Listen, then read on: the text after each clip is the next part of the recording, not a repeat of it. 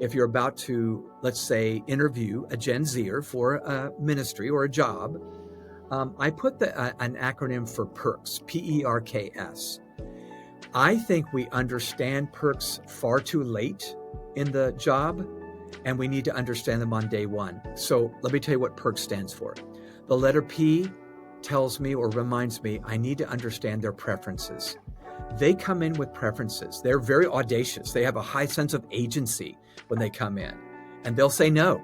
And they'll say, I need a mental health day, like you just referred to. So when I ask for preferences, I'm finding out, I wish this were true. It's not a deal breaker if it isn't true, but I would like this to be true. And maybe we go, oh my gosh, I didn't know that. I think we can do that. But it's good to find that out right away. The letter E is expectations. That's a little stronger than preferences. Mm-hmm. Now they're sharing, I'm assuming this will be true. And I think the first day, maybe the first week, we should find that out.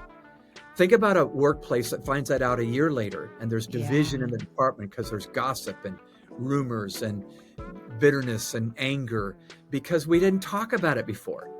So expectations are, well, we just need to find them out now. Here's my theory on that one. Conflict expands, Stephanie, based on the distance between expectations and reality. Yes. That's good. So I may have even shared this last time we were on. I'm so enthralled by this notion. If I tell my wife I'm going to be home by 7 for dinner and I get home at 10 after 7, not a big deal. If I get home at 9:30, we have a long conversation about that. And it isn't that she couldn't live without me for 2.5 hours because I have an expectation. This is huge. Life is about managing expectations. And on the mission field, I'm telling you, you're going to have a lot of surprises. We tell short-term workers, expect the unexpected. Everything's going to happen different. But I'm telling you, the more you can cross that bridge up front and just share with them and find those things out, the more surprises you'll remove from the experience, which is a good thing. Yes. And Tim, I have to mention, you were a missions pastor for a while. So you know what you're talking about in the missions world for sure. We did. I worked with John Maxwell, believe it or not. And for years I was missions pastor. We were trying to plant churches and unreached people groups. And it was so much fun, but so much work. But even then we had very different young missionaries from the older counterparts. So this gap has been around for a long time. Mm-hmm. Sorry, okay. I took you off of P.E.R.K.S. Let's get back to P.E.R.K.S. Letter R, requirements. This is something that I've seen today that I've not seen in past generations. They come in with some demands and requirements of this workplace. And wouldn't you think with me, I better find those out during the interview because I might have to say, I'm so sorry, this is never going to happen here. Can I just usher you to the door and say, I'll pray for you? Because that's just not going to happen here. But some of their demands are good.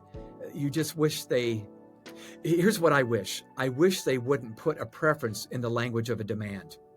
Sometimes they come in with hyperbole or 3 exclamation points on the text message, all caps. And I'm going, do you really feel this strongly about this? So I think both sides need to temper our emotions. But if it's a requirement, that's good to talk about it now and see if that's even possible. All right. So preferences, even stronger as expectations, even stronger as requirements. The next letter is something I wish somebody would have done with me early on. The word is keys, the keys to their heart. I think we need to not talk all the time about the workload or the work we're going to do together and the 9 to 5 hours. I want to find out what makes you tick. Do you like dogs? You like sports? What is it that makes you really tick?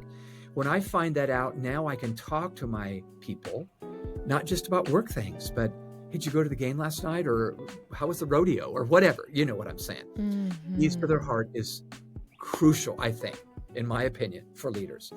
And I would agree. I hear a lot of times from Tim. I hear Tim from talking to Gen Z leaders. I'm sorry, not Gen Z leaders. I hear from talking to Gen Zers. Sometimes I feel like they want me for the work that I can do, and they care more about what I do than who I am. And so this really addresses that. That's powerful. Yeah, I think it does.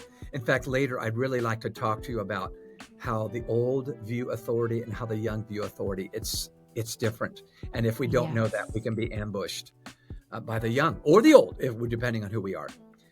Okay, so the last letter in P.E.R.K.S, the letter S, is salary. Sometimes that doesn't get thoroughly talked about until it's a little late in the game, but I think it's important.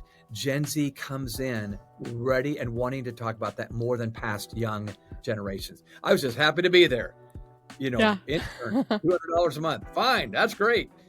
But I think we need to be ready to talk honestly about that and say, I wish it could be more. You certainly deserve more. I think I do too, that sort of thing. And then just say, let's make this cause our compensation until we can continue to, raise more money. Anyway, those items, there's probably more than you bargained for in my answer there. I loved them. Are just helpful conversations that I am learning. Have them earlier rather than later in the relationship.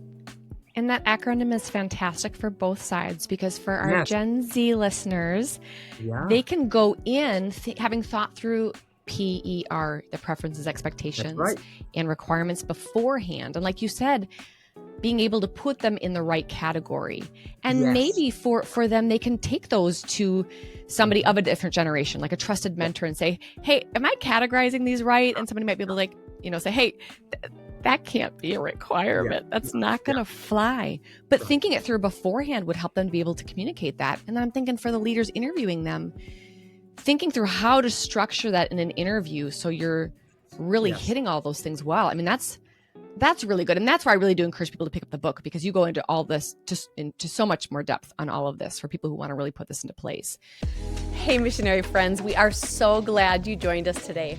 Make sure to subscribe to our channel so you'll be the first to know when a new episode drops, and click like and comment below. We love hearing what's resonating with you and what you'd like to hear more of.